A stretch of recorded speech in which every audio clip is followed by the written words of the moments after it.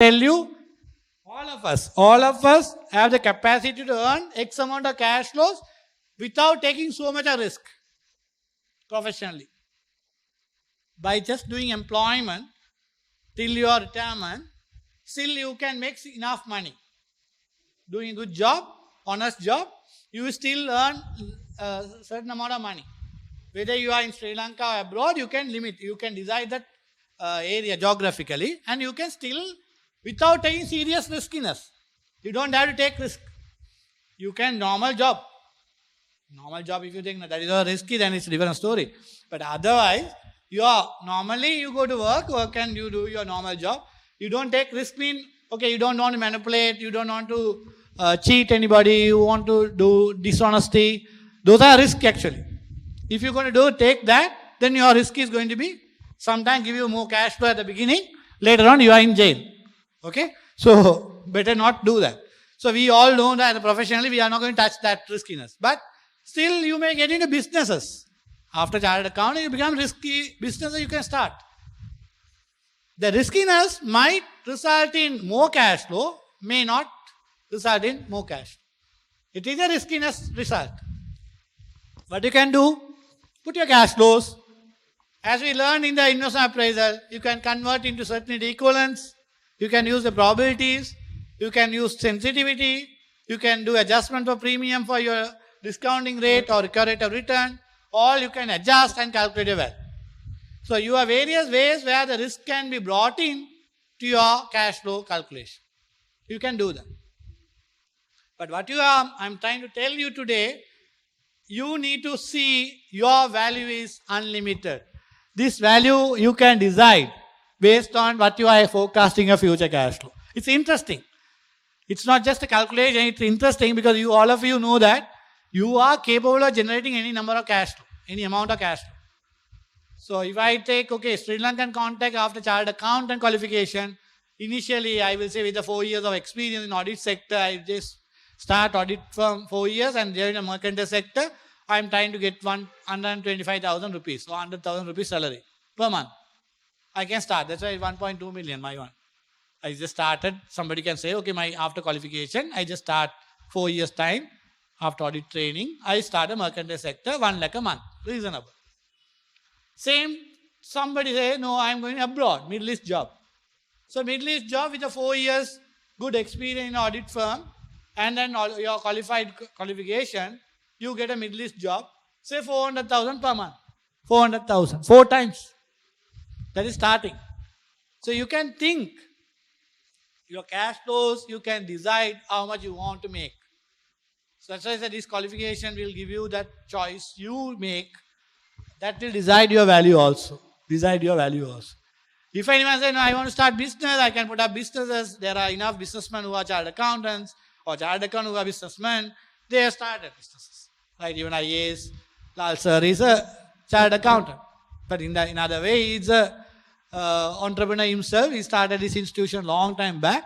And a lot of people have benefited from the institution. And he has made sure that many people are doing a job here. They are paid salaries for long years. And a lot of people have become chartered accountant from here and educated themselves. So it's a business on its own. So he has done that successfully for a long period. So he is a businessman. He's not only a chartered accountant and working in an organization or time period. He has been audit firm partner and he has represented banks. But he had created a business till today it has been successfully running. So what has to be told, it is your riskiness, you evaluate, your cash flow can be adjusted. Okay.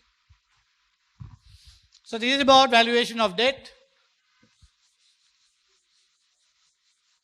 So that's basically gives us the theoretical part of what we have learned on valuation, business valuation. Right, when you do the questions, past papers, you will realize the nitty-gritty of the issues and how we look at it. As of now, the business valuation chapter is done. Then now we move on to cost of capital. Cost of capital. So what is cost of capital? As all of us know, There are various capital. We know the shareholder funds is one form of capital. Shareholder funds. This is other equity. This is just one form of source of finance or capital. Then we have preference shareholders capital. Preference shares capital. Another way of preference share capital. Third, debentures. Debentures. Third, debentures. So your shareholder funds, equity, preference share capital, debentures. And maybe loans, bank loans. Loans. So these are various capital you will have in organization. Various capital you will have in the organization. Shareholder funds, preference shares, debentures, loans. Shareholder funds, preference share, debentures, loans. So what is the cost? What is the cost of this capital? If the organization says we are using this money to run the organization, we are using it the business, what are the cost you have to incur for this? Loan, what is the cost? Can anyone type? Loan, what is the cost?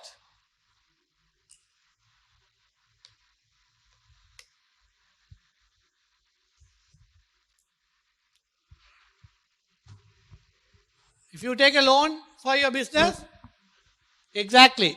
All of us know the cost is interest.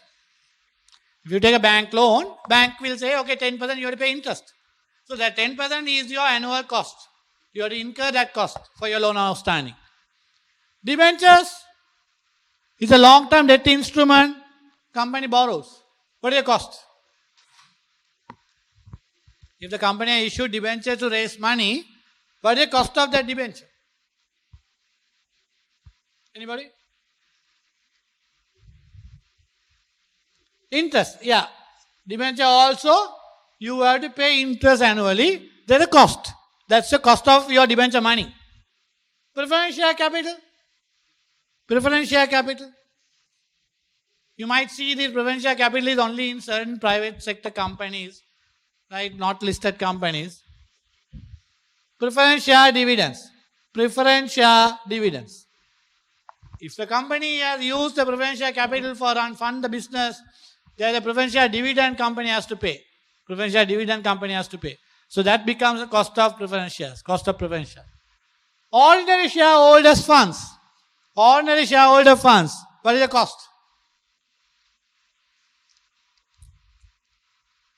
Ordinary shareholders funds. It can be stated capital, it can be reserves, it can be retained earning. All those funds you are using in the organization. What is the cost of that funds? How much? It is also dividends. Can you take down this, please?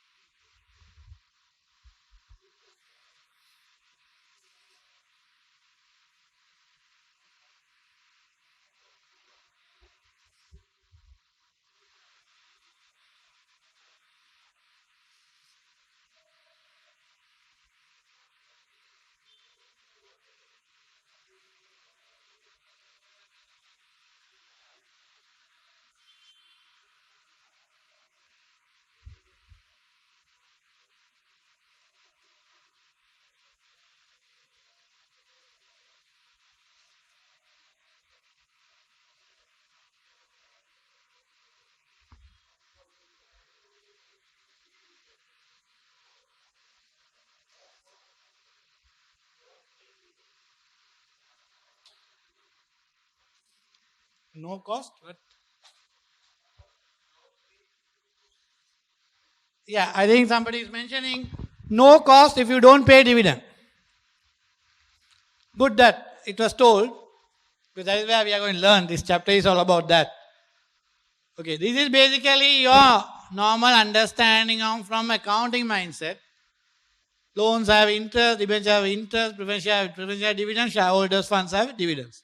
So this is generally our understanding that when we are using these sources of funds, these are the costs we are incurring.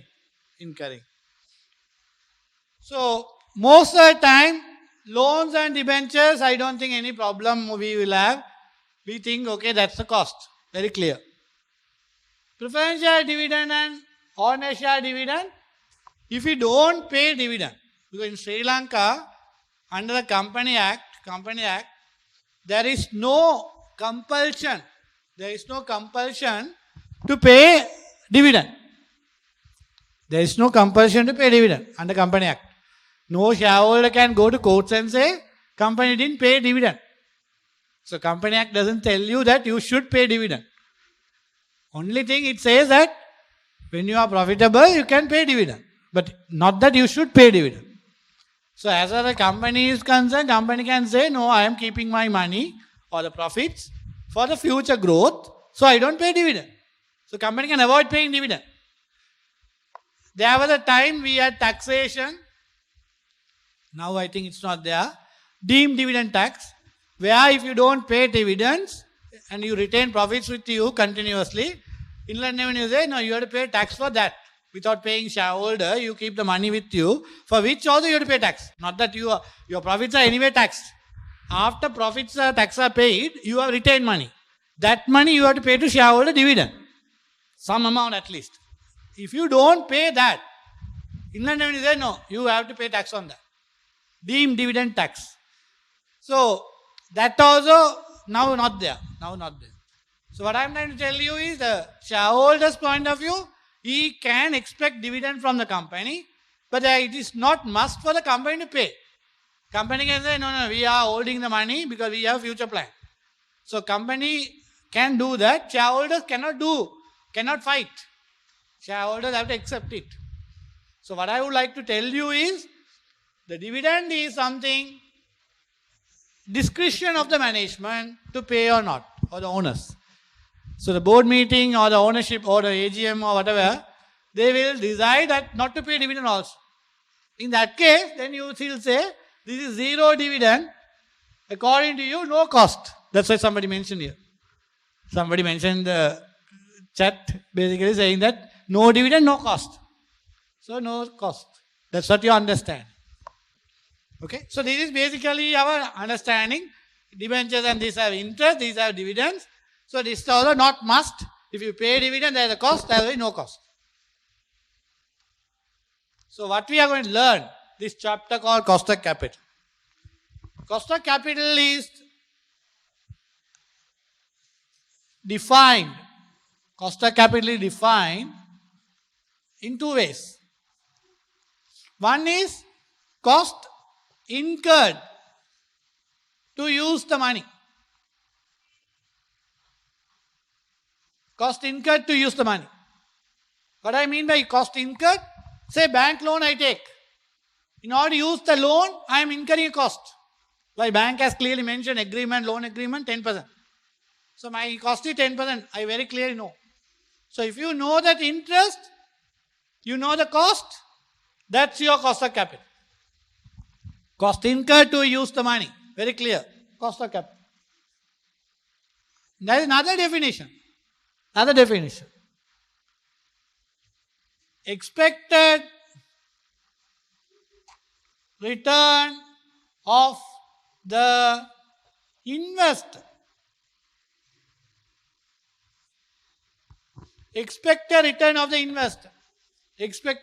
investor. So there is another cost.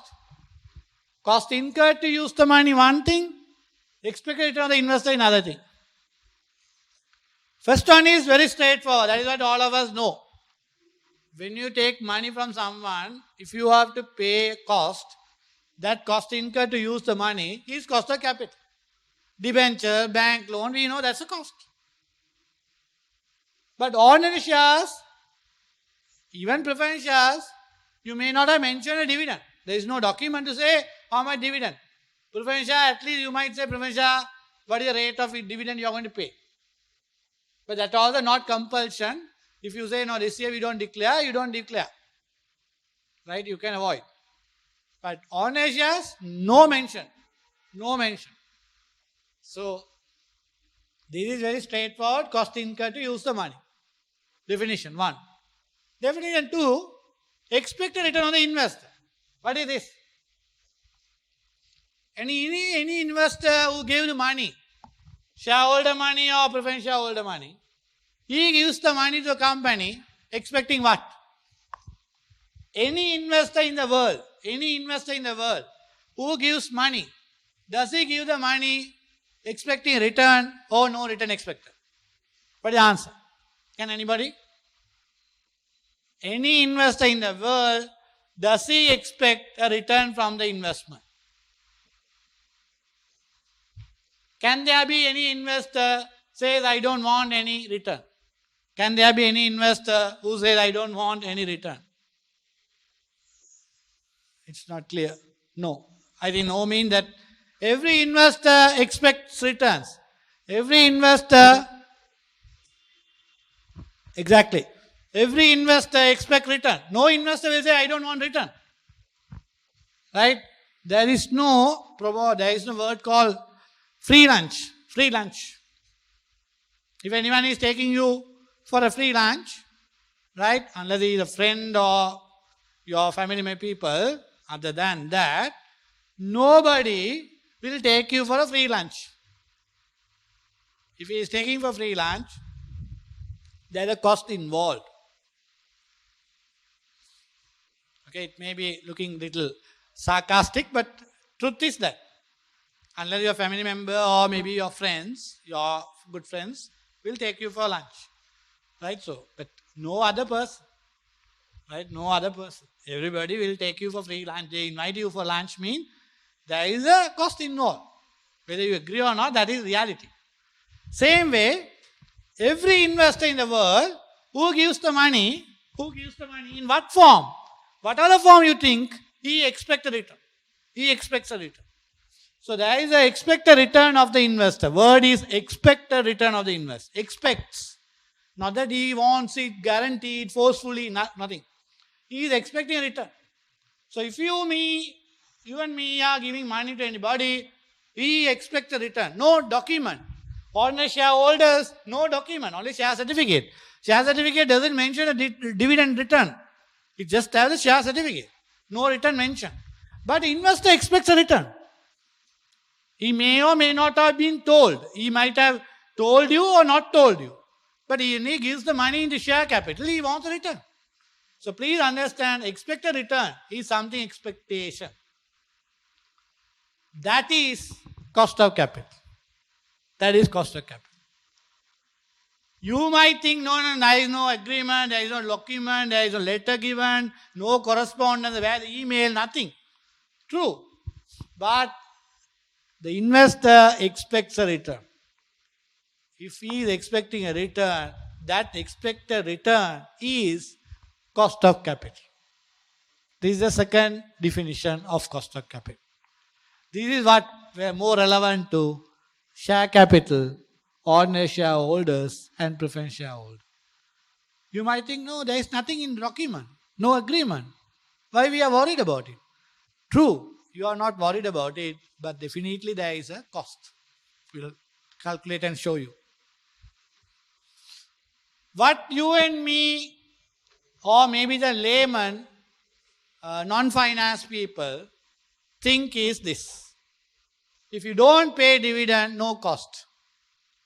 I have seen many of the CEOs and the senior people talking, saying that the shareholder money is the cheapest cost. Shareholders' money is cheapest cost for any company.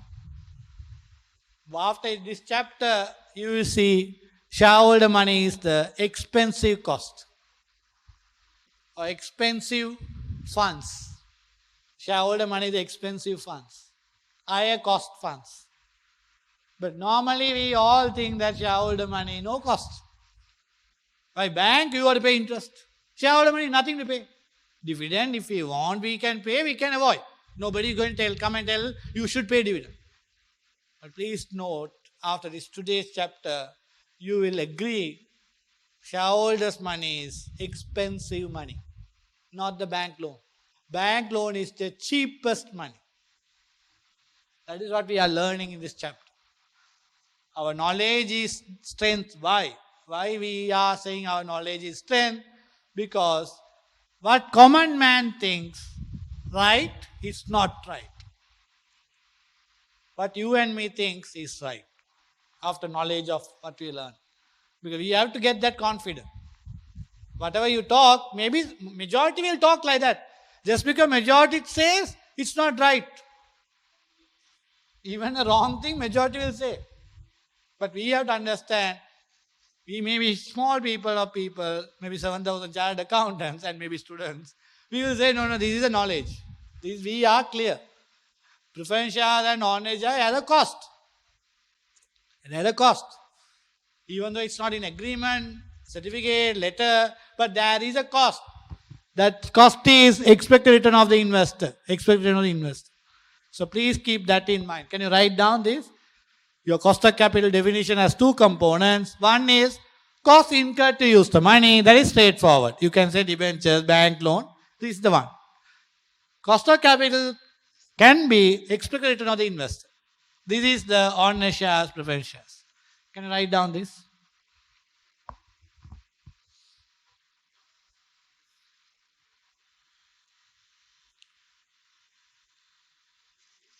The subject is very interesting, right? Actually, you put yourself to learn because this knowledge is very expensive knowledge, right?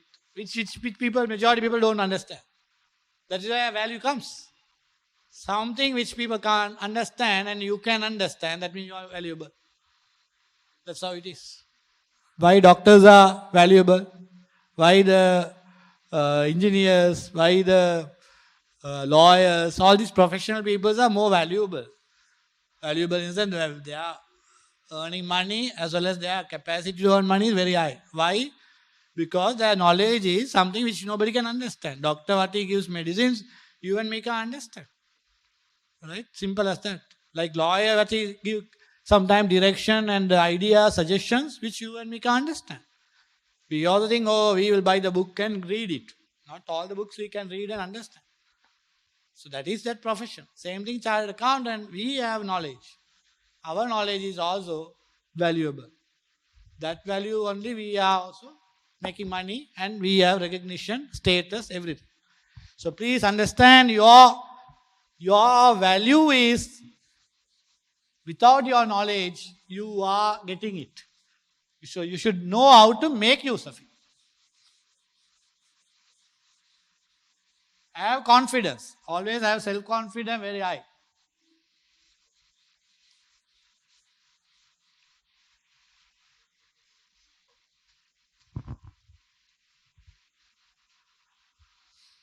So coming back to the cost of capital, first of all, we take cost of equity. That is shareholder funds cost. How to calculate shareholder funds cost? How to calculate shareholder funds cost? So we say that shareholder funds have cost. It's not about stated capital. When I say equity, please understand, this includes stated capital plus reserves plus retained earning. Cost of equity. Equity word stands for stated capital, reserves, retained earning. How much the cost of using that money? We are using shareholder money in the company.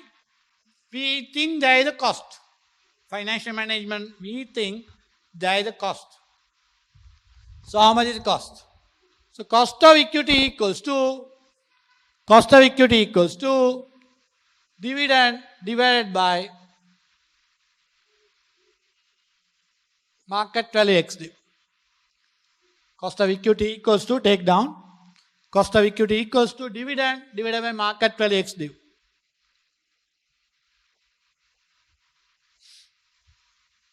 Cost of equity equals to dividend divided by market value x div. Dividend divided by market value x div. Take an example. B Limited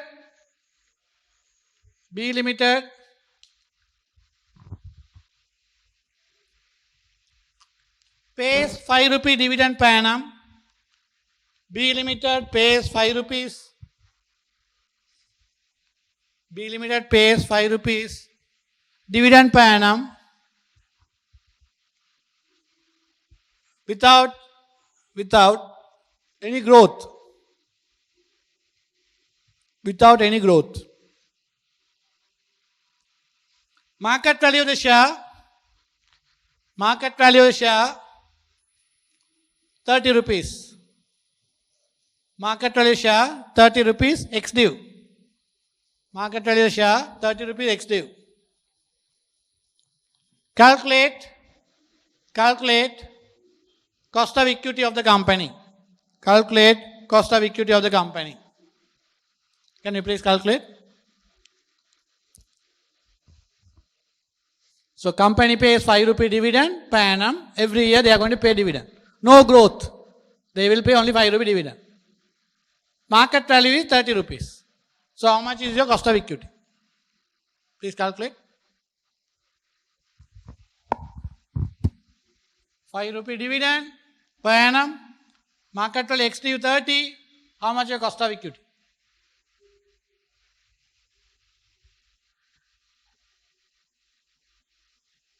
Anyone?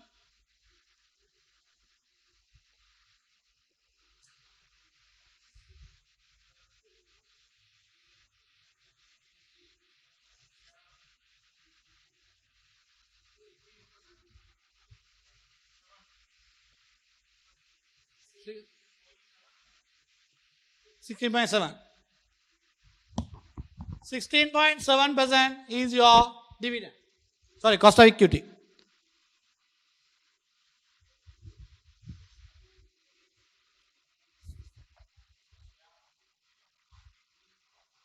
What is the difference between market price of the share and market yield of the share?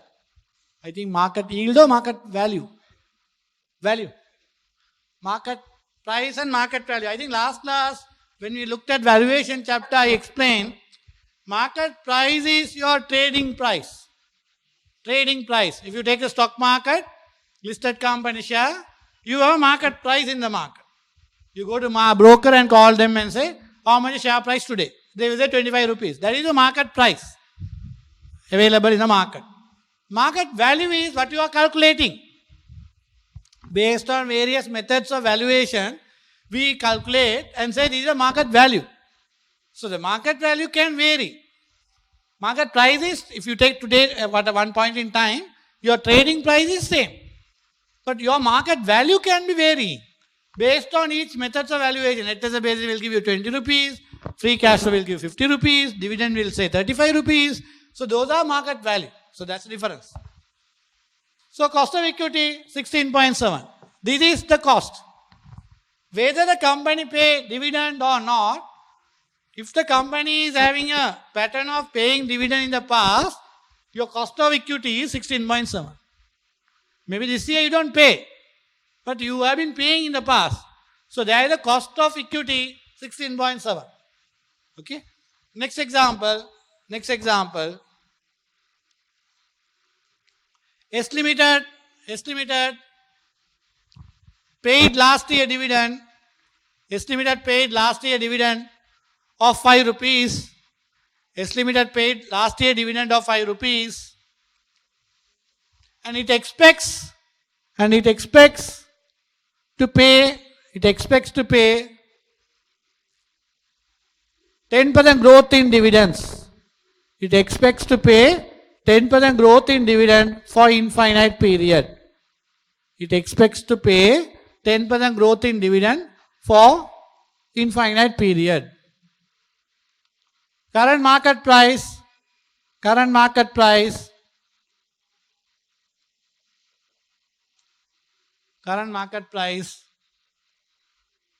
40 rupees. 40 rupees. Calculate cost of equity. Calculate cost of equity of the company. Calculate cost of equity of the company. Please note, early example, the dividend what the company will pay annually will be constant. So actually what we have done, we have used constant dividend valuation model. We used the constant dividend valuation model. Under valuation chapter we use this. Under valuation chapter we use this. Same model we interchanged here.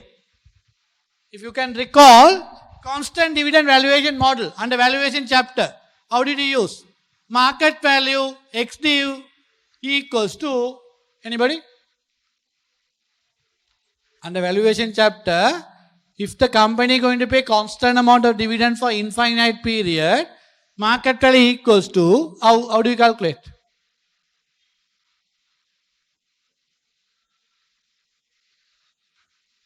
Market value equals to, how do you calculate?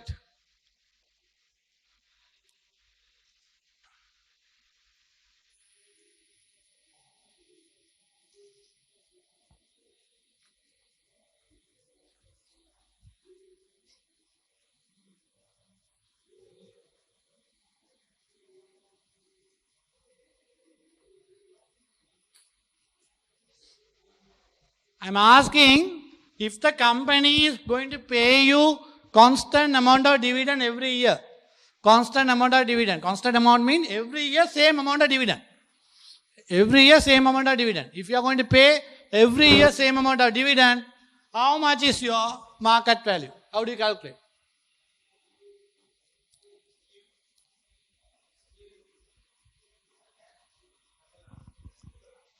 CF, that's a cash flow divided by RRR. So under valuation chapter, market value equals to cash flow divided by RRR. Actually, it's not a cash flow RRR. Under valuation chapter, using dividend valuation model, it's not a cash flow. We take cash flow is here, dividend, D, divided by RRR. Dividend divided by RRR. That's basically market value of the share. Market value of the share equals to dividend divided by RRR. Dividend divided by RRR. So constant dividend valuation model, we said market value equals to dividend divided by RRR. Under cost of capital chapter or cost of equity, how do you calculate? Cost of equity equals to dividend divided by market value. So please understand, dividend is the dividend. Instead of RRR, we interchange. Market value we brought in down. RRR is the cost of equity. RRR is cost of equity. Look at the both formula. So what we are trying to tell, if you interchange the variable, RRR and cost of equity. Is there any relationship? RRR and cost of equity. Is there any relationship? Can anyone? RRR and cost of equity. Any relationship?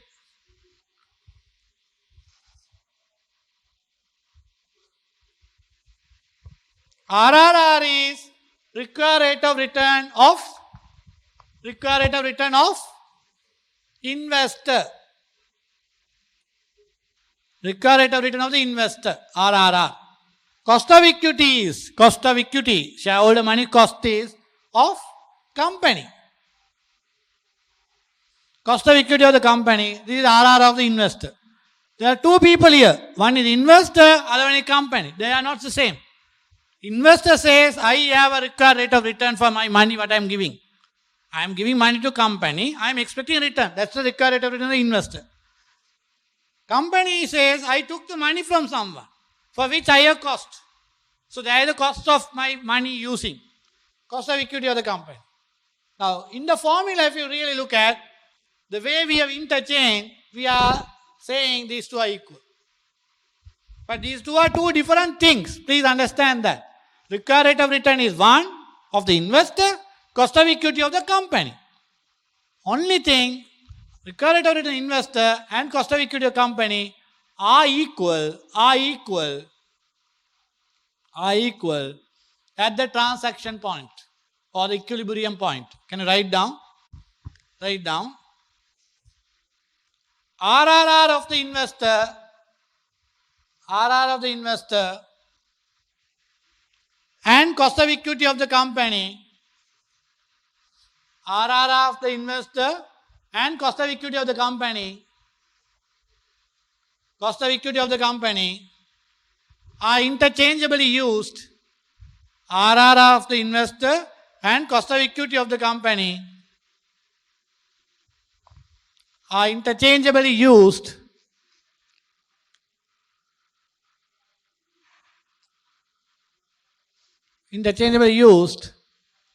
because they can be equal at equilibrium point. They can be equal at equilibrium point, within bracket, at transaction point.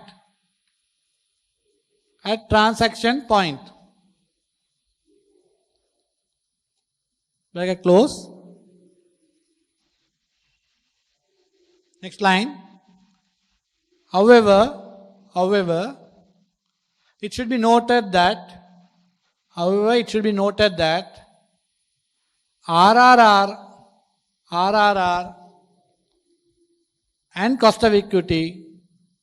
and cost of equity are two different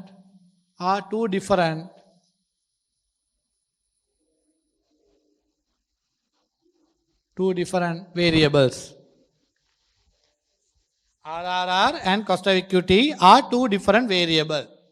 So please keep in mind, they are not the same thing. They are two different. One is from the investor's point of view, other is company point of view. But they can be equal. When you do transaction, they become equal. That's why we have used the formula interchanging the variable. Valuation chapter, market value equals to D divided by RRR. Cost of capital chapter, dividend divided by market value equals to cost of equity. So in that way, it looks like cost of equity and RRR are equal. It is equal at the transaction point. But they are two different things. So you need to get that point clear. It can be equal, it may not be equal also. When you see that it's not equal, where the transaction will not take place. It's like buying price and selling price. Buying price and selling price are equal. Buyer's price, seller's price are equal. Buyer's price and seller's price equal. You have been doing shopping in the last so many days. You go to the shop and you buy goods. You have a price for the good. Shopman also has a price for the goods. So he says that is seller's price. You say my buyer's price. Are they equal? Buyer's price and seller's price are equal. You have gone and bought goods, your clothes. You have gone and bought it. When you looked at the clothes, you say, okay, this is the price, say 3,000. So seller will say, very good, it's not. Seller will say, this cloth, 5,000 rupees. You look at it and say, no, I think this 3,000 worth. That is your price, buyer's price. Seller's price, 5,000. Are they equal? Not equal. But, since you are shown interest, seller realizes that you are interested. He will say, okay, since you are interested, I can give you at 4,500. And you being a buyer for 3,000 in your mind, you think, okay, maybe it's not very cheap. It is some brand or some materials are different. So I don't mind giving 4,000. So you increase the price to 4,000. So you will say, okay, I am willing to pay 4,000 as my buyer's price. Seller will say, my seller's price 4,500. So after a few minutes of discussion, negotiation, both will agree 4,250 is the price, 4,250. Transaction done. At that point, buyer's price, seller's price are equal. That's why I said transaction point or equilibrium point, they are equal. Not always. Sometimes you say 3,000, he will say 5,000. No bargaining. He will say, no, these are fixed price items. You can't bargain. And you say, no, this is not worth 5,000. He said, that's okay. If you think that's not worth, no, you go. There will be another customer who will buy this. So then what happened? Buyer's price is 3,000, seller's price is 5,000. They are not equal, no transaction. So at transaction point, buyer's price, seller's price equal. Same thing I told you here. Cost of equity and market value. Sorry, cost of equity and RRR. Both are equal when transaction point. Transaction point. Okay?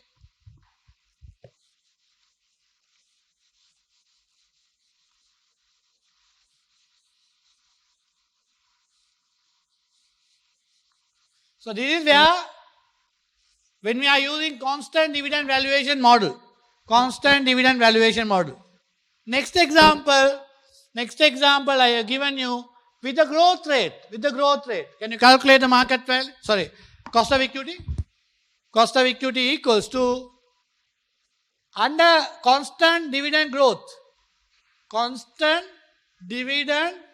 method,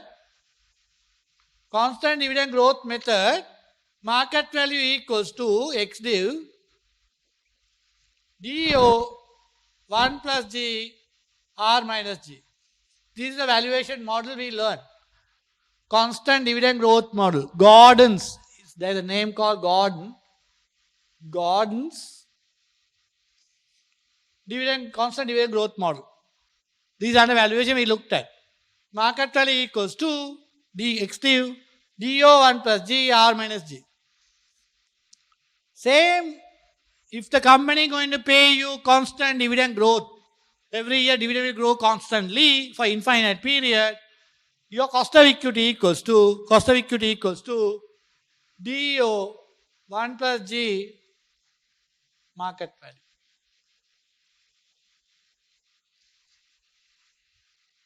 Market value x div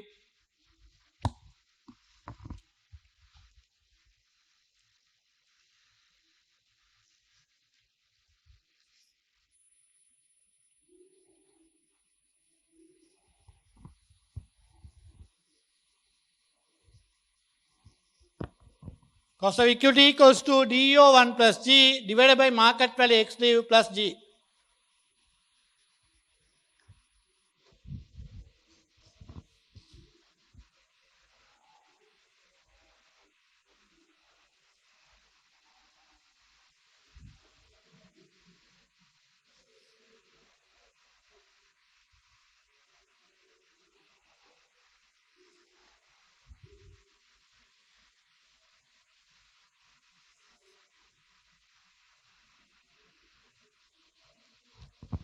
DO 1 plus G divided by market value plus growth rate equal to cost of equity. This is a constant dividend growth model. We have interchanged the variable. So DO 1 plus G divided by market value plus G. DO is how much? The answer is 13.7. Please double check your numbers. 13.7. DO 1 plus G divided by market value x div plus G.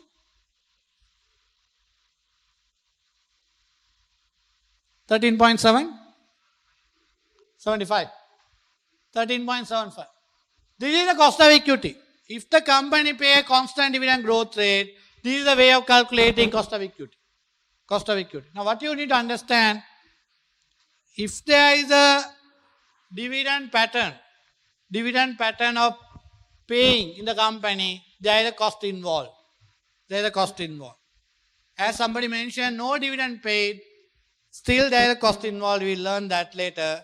Right? Even though in these two examples, you have a dividend pattern of paying, then you have a cost. How to calculate cost, we have calculated. Constant dividend valuation, constant dividend growth model. There are two models we have looked at. How to calculate cost of equity.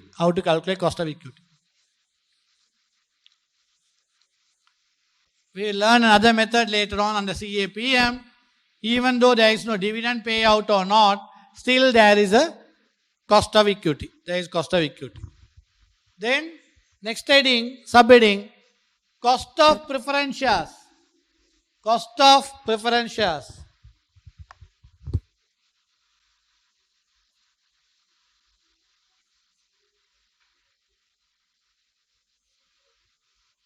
Cost of preference shares.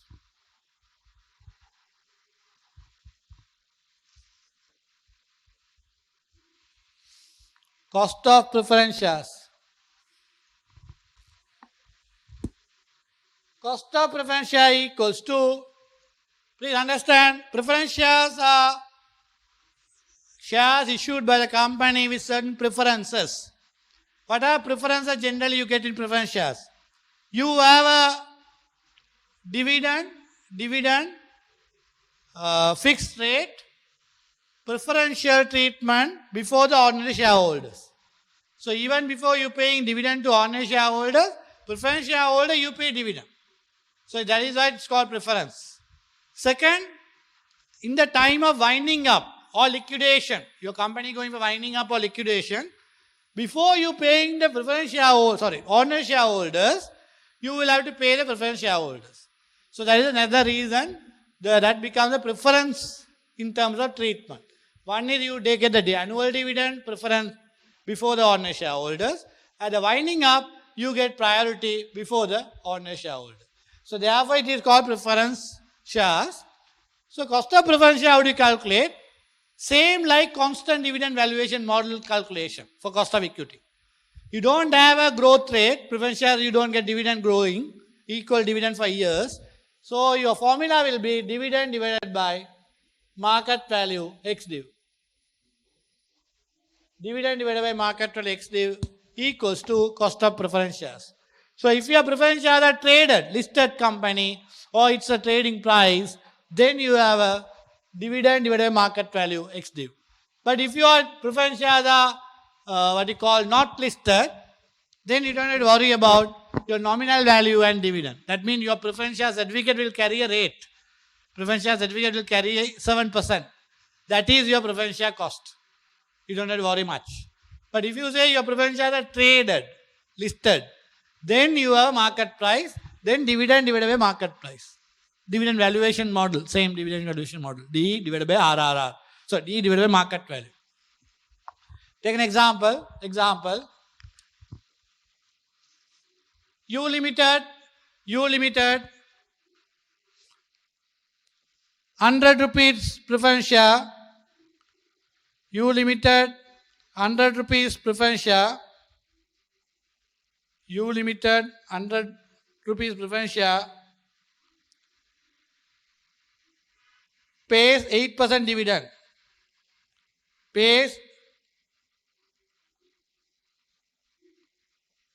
Pay 8% dividend.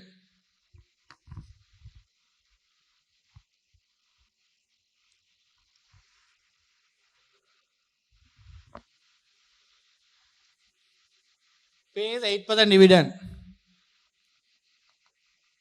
U Limited, 100 rupee preference shares, pays 8% dividend. Market price of the preference share. Market price of the preference share, 80 rupees. Market price of the preference share, 80 rupees. Calculate cost of preference shares. Calculate cost of preference share. Can you do that?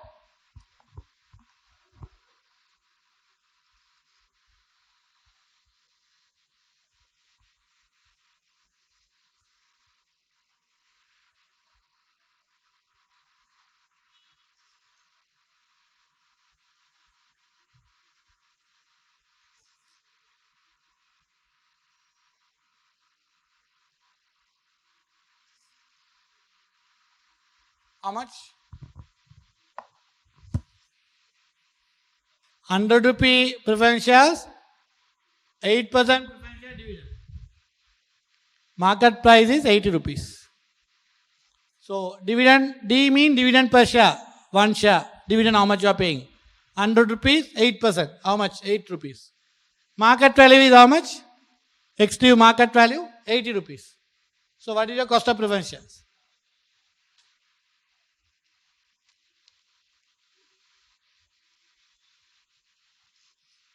Anyone?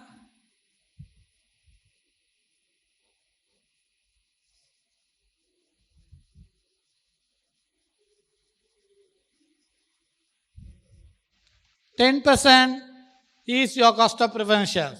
10% is your cost of preference shares. So please understand, preference share cost is generally if you don't have market value or listed preference shares, what is mentioned in your document, preference share certificate, is your preference share dividend. So if it is 8%, 8%. But here if it's a listed value I have given, it's a market traded price. Since it is a traded price, 80 rupees traded price, 8 rupee dividend on your nominal value. So your dividend percentage is 10%. So always remember that the dividend will be paid on the nominal value, not on the market price. Market price. Okay. So that's your cost of preference share. How to calculate cost of preference share. Then have subheading cost of debt. Cost of debt. Cost of debt. As I mentioned that bank loans, your interest is the cost. Very straightforward. Nothing to calculate. If the bank is saying you are charged 10% interest, that's your cost. You don't have to worry about it. But cost of debt. Cost of debt. When I say cost of debt, it can be any debt instruments. How to calculate cost? If it's a bank loan, very straightforward. You don't have to calculate as such. You just set the bank loan agreement and say, look at the rate, how much? 10%. That's your bank cost. Nothing to calculate. But if you take a debenture, which are, say, listed debenture, you have market price for your debenture. So if you have market price of debenture, the cost has to be calculated.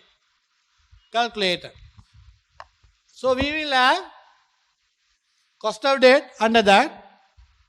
Roman number 1, irredeemable debt. Irredeemable debt. If you want to calculate cost of debt of irredeemable debt, how to calculate? Irredeemable debt means what? No redemption date. No redemption date. So you will get annually interest payment for infinite period. So what is your irredeemable debt? Cost of debt. How to calculate? Cost of debt equals to I divided by market value. I divided by market value x interest. I divided by market value x interest. This is the way of calculating cost of debt of irredeemable debt. That's your perpetual cash flows formula you would have remembered. I divided by market value. So take an example. 100 rupees nominal value debenture. 100 rupees nominal value debenture pays 10% interest to investor. 100% nominal value debenture pays 10% interest to investors annually. These are irredeemable debentures.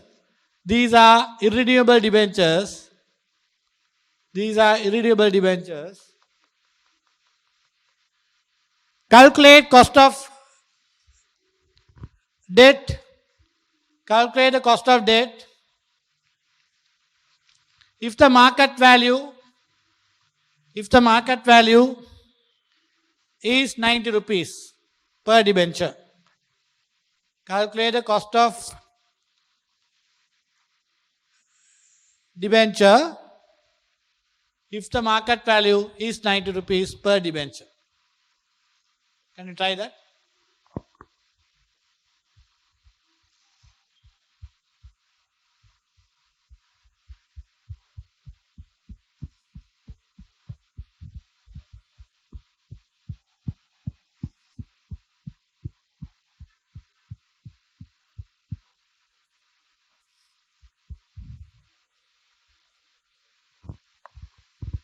So your 100 rupee nominal value, interest rate how much I mentioned? 10%.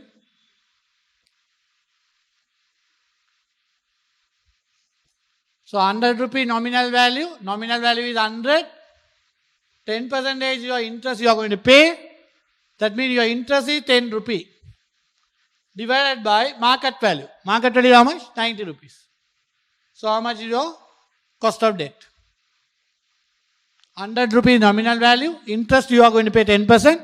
That means 10 rupees is your interest. Annually you have to pay check, you have to write a check for 10 rupees and pay the investor. Infinite period. So that 10 divided by market value. Market value is 90. How much is that?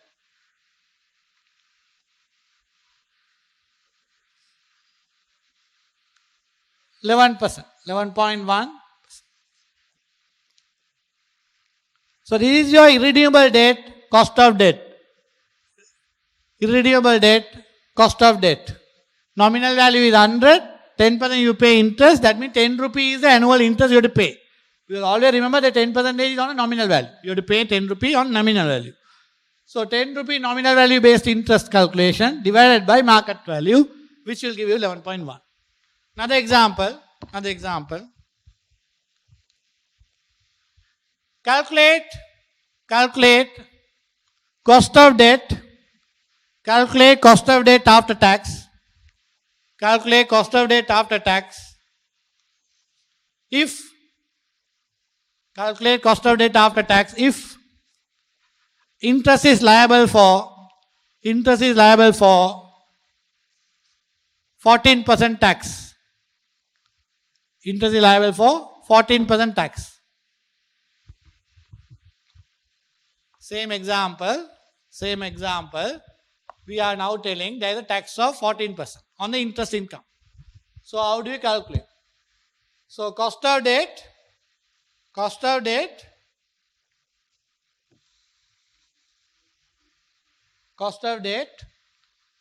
tax. Cost of debt after tax. I 1 minus tax. I 1 minus tax divided by market value. This is the formula. Earlier we said I divided by market value. If there is a taxation, I 1 minus tax divided by market value equal to cost of debt after tax.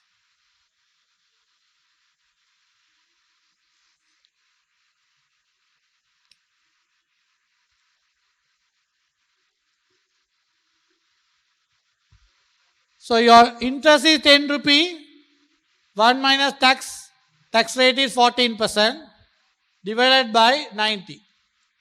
So how much? 1 minus 14 is 86. That means 8 rupee and 60 cents divided by 90. How much is that?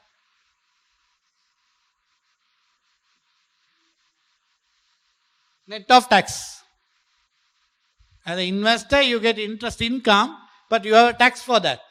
So net of tax is 8.6 divided by 90. How much market? How much the cost?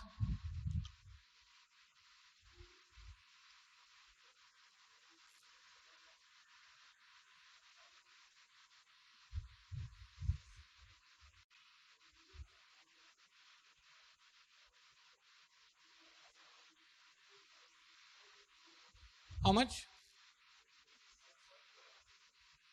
9.5%.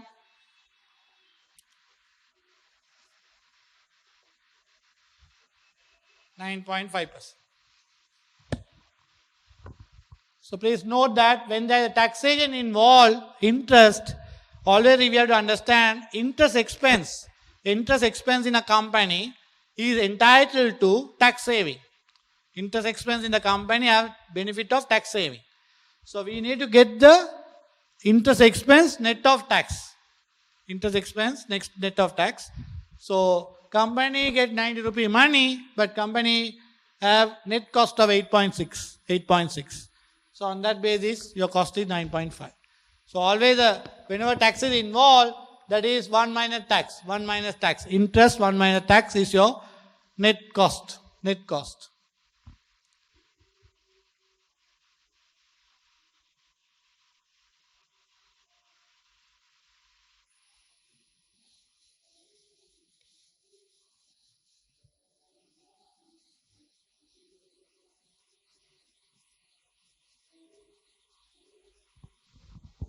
Then under cost of debt, second one, redeemable debt.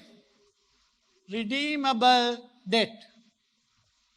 Cost of debt under redeemable debt.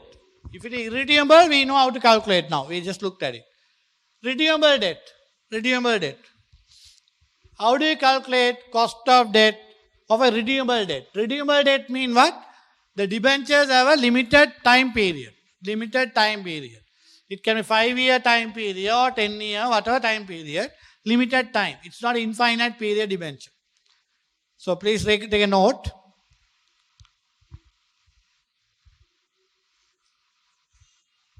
Cost of redeemable debt can be calculated. Cost of redeemable debt can be calculated by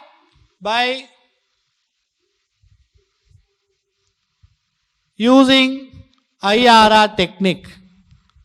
By using IRR technique. Stop. The cost of redeemable debt is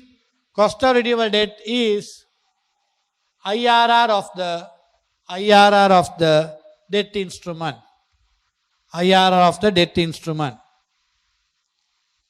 Okay. So please remember that if you want to calculate the redeemable debt cost of debt, that is IRR of the instrument. IRR of the instrument. Example.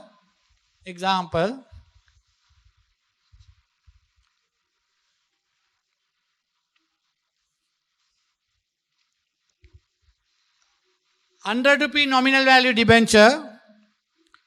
100 rupee nominal value debenture pays 7%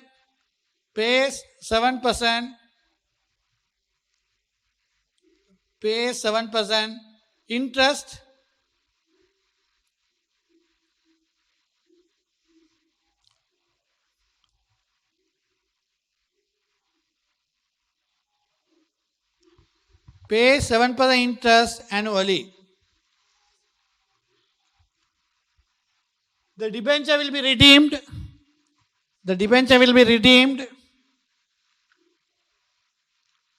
At another 1 rupees.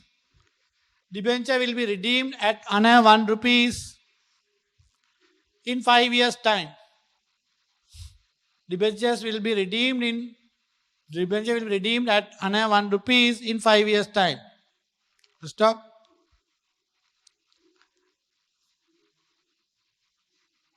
Tax rate 30%. Market value of the debenture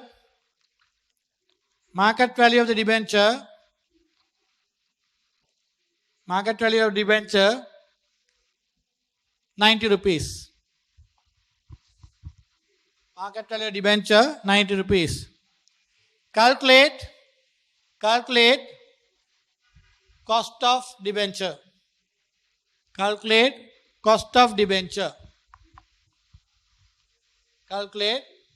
of debenture. So you see your year 1 to year 5, your interest cash flow will be how much? How much your interest cash flow? It's about 100 rupee debenture, 7% interest.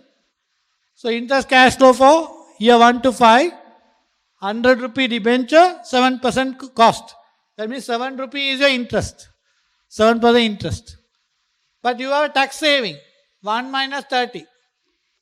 So how much your interest cash flow, net of tax? 70% of 7 rupee, which is how much? 4 rupee and 90 cents. So annually you have to incur how much? 4 rupee and 90. Right? If you are the investor point of view, you looking at it. If you are looking at from an investor point of view, year 0, You invest 90. You buy the debenture at 90. Year 0. Year 1 to 5, you get 4 rupee and 90 cents. Year 1 to 5, you get 4 rupee and 90 cents. Year 5, as a debenture holder, you get redemption value. How much? Year 0, you invest 90 rupees. You buy the debenture at 90. After you buying the debenture, you are entitled to annual interest of 7 rupees. That 7 rupees is liable for tax. So you get, as an investor, I'm looking at from the investor, you can look at it from company also. If you are looking from investor, I invest 90 rupee year 0. Year 1 to 5, I get 4 rupee and 90 cents. Year 5, I get another one. These are my cash flows. These are my years. These are my cash flows. Now what we want to find out? We want to find out cost of debt. Cost of debt. Since it's redeemable debt, cost of debt is IRR. IRR. You have to calculate IRR of these cash flows. IRR of the cash flow. So how do you calculate IRR? You take say 10% days rate, 15% rate, 2 rates, calculate your present values, then calculate your IRR. Can you try that? These are your cash flows. Year 0, investor 90. Year 1 to 5, you get 7 rupee interest. Out of that, you have to pay taxes. Then 4 rupee and 90 only you get as a net cash flow. Year 5, you get redemption value another one. So these are the entire cash flow of your instrument. So what is the inbuilt cost? Inbuilt cost. That is IRR. How to calculate IRR? You take 2 rates. You can take any 2 rates. Calculate IRR. Please do that.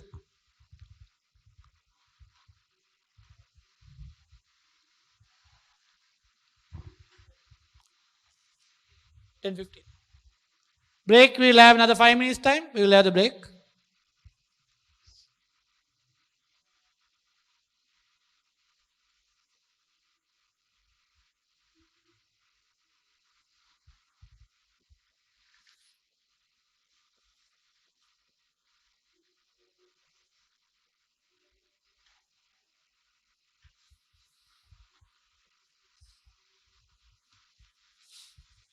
Please calculate IRR. You have the cash flows. You can do 2 rates. You will calculate present value. As you know, IRR calculation, you need to use 2 discounting rate. Calculate the present values and calculate your IRR. You don't need to take 10 and 15. You can take any number. But always remember to take small difference number. 10 and 15, 5% okay. Don't take 10 and 20.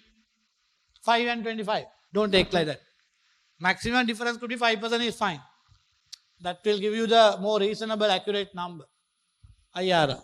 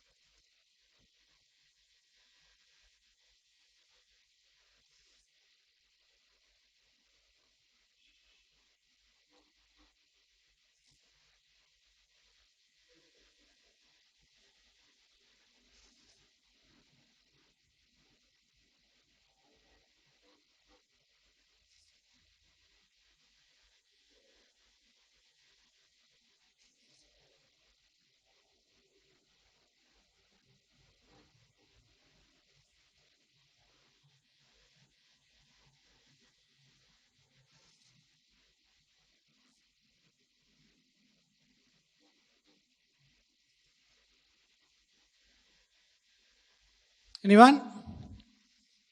IRR? I said 5 minutes time we'll have a break, but not. You are gone for a break, I believe.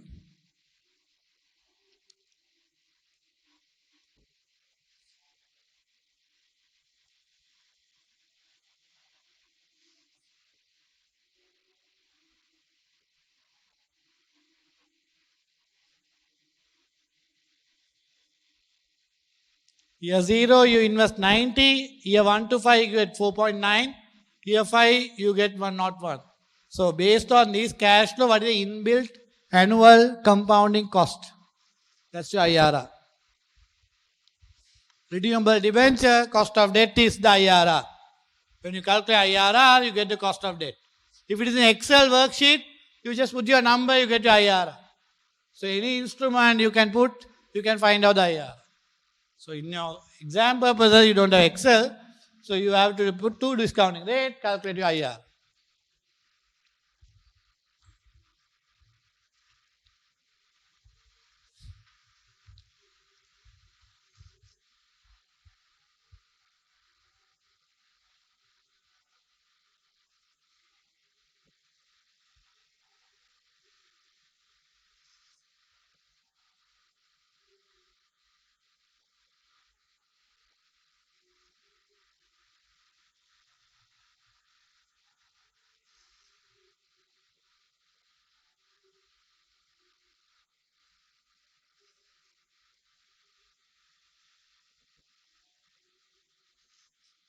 How much?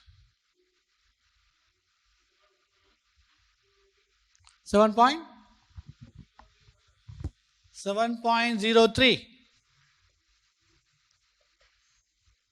If you are using 10 and 15, you get one answer. If you are using 5 and 10, you get another answer. That will vary. Okay, IRR will vary slightly whenever you use different numbers to calculate IRR. That is what we learned under investment appraisal. The cash flows, project cash flows are not on linear relationship. It's a curve. But the formula assumes a linear relationship. So therefore, you will not get the true IRR by using the formula. So whenever you use 2 different rates, somebody use 10 and 15, you get one number. Somebody use 15 and 20, you get another number. Not a very different number. Slight differences will be there. But if you draw in the graph, you get the right number, which you don't want to do it in the exam hall. So 7%, 7 point something, you will get number, right? 7 point something is your IRR. So that's your cost of debt. Redeemable debt, cost of debt is IRR computation.